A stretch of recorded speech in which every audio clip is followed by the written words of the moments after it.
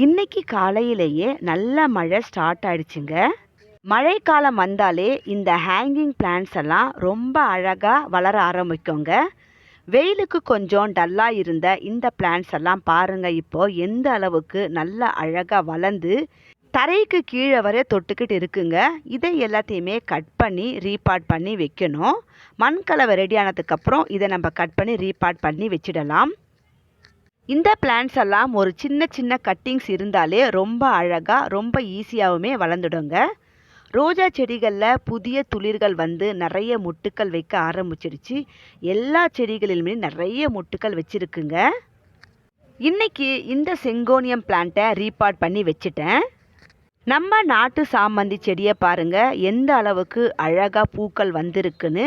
இந்த செடியிலுமே நிறைய மொட்டுக்கள் இருந்துச்சு. இப்போ நிறைய பூக்கள் வரவும் ஆரம்பிச்சிடுச்சுங்க. எப்பவுமே நாட்டு சாமந்தி செடிகள் தான் நம்ம கிளைமேட்டுக்கு செட் ஆகும்.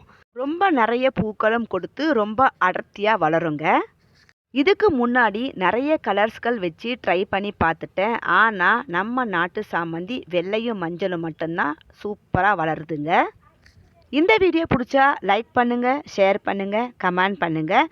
நான் உங்கள் நிழல். நீங்கள் இப்போ பார்க்குறது எல்லாமே ரியல். தேங்க்யூ.